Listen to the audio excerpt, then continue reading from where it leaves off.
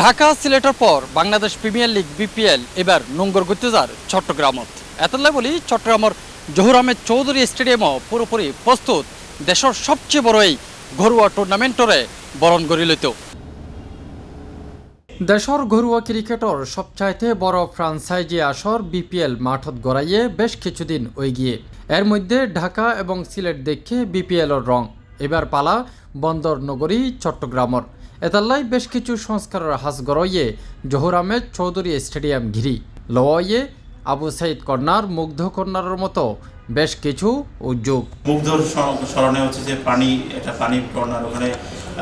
মানে আগে যেমন যে দর্শকদেরকে টাকার মানে যে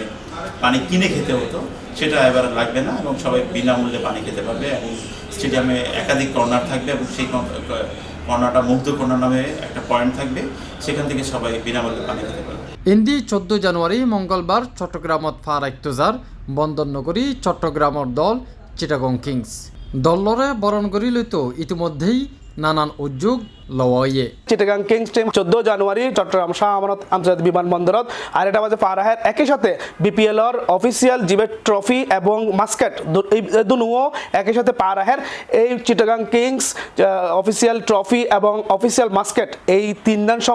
সমন্বয় করি আর চিটাগাং কিংস এর ফ্যান ফলোয়ার অকল অফিসিয়াল ভাবে আর মোটর শোভাযাত্রা করি চট্টগ্রামের শাহ আমানত আন্তর্জাতিক বিমানবন্দরত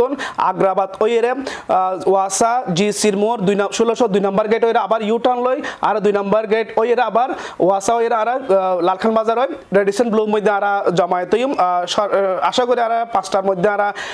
5টা থেকে 5:30টার মধ্যে চলে আসবে তো ওনারা যারা ফ্যান ফলোয়ার আছেন ব্যাকবোনে চিটাগাং কিংস এর দোয়া করিবেন। জানুয়ারির 13 তারিখ সোমবার জহুর আহমেদ চৌধুরী স্টেডিয়ামত যাইরে দেখা যায় গ্যালারির সংস্কারের হাস এখন প্রায় শেষ দিকে গ্যালারির চেয়ারগিন ইতিমধ্যেই ধুই মুছি পরিষ্কার গড়াইয়ে স্টেডিয়ামের বাইরেও চলের শেষ মুহূর্তের হাস। চট্টগ্রাম বরাবরই মানে কি বলবো এখানকার যারা দর্শক আছেন ক্রিকেট প্রেমীরা আছেন সবসময় আমরা দেখেছি যে মাঠে এসে খেলা দেখাটা খুব পছন্দ করে এবং দলকে মাঠে বসে দলকে উৎসাহ দিতে খুব সবসময় দেখেছি যে খুব কমই সময় দেখেছি যে চট্টগ্রামের গ্যালারি ফাঁকা ছিল। সো দ্যাট এবার ব্যতিক্রম হবে না আশা করি চট্টগ্রামের মানুষ মাঠে আসবেন আশা করি মানে আগের মতো খেলাটা উপভোগ করবেন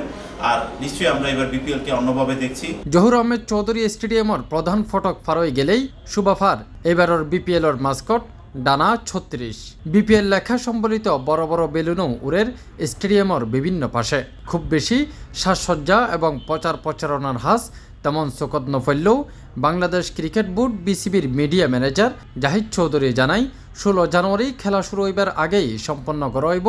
ব্যাগ সংস্কারের হাস। প্রচারণার অবশ্যই পরিকল্পনা আছে আমাদের যেহেতু আজকে পর্যন্ত সিলেটে খেলা আমাদের সবাই ওখানে ব্যস্ত আছেন আমরা এগুলা শেষ মুহূর্তে আমরা সবকিছু করে থাকি এবং সবকিছুই দেখবেন যে টাইম মতো সব রেডি হয়ে যাচ্ছে। 16 জানুয়ারি ঢাকা ক্যাপিটালস এবং ফরচুন বরিশালের ম্যাচ দিয়ে পর্দা উড়িব চট্টগ্রাম ভেন্যুর এর পরে 23 জানুয়ারি খুলনা টাইগার্স এবং সিলেট স্ট্রাইকার্সের ম্যাচ দিয়ে শেষ হইব চট্টগ্রাম বিপিএল পর্ব 6 দিনে 12 ম্যাচ অনুষ্ঠিত হইব এই মাঠের মধ্যে বিসিবি কর্মকর্তারা আশা করেন ঢাকা এবং সিলেটের পর চট্টগ্রামতেও বেশ জমি উড়িব বাংলাদেশ প্রিমিয়ার লিগ বিপিএল চট্টগ্রামের জহুর আহমেদ চৌধুরী স্টেডিয়ামতো তাফিম আলমগীর C+ TV।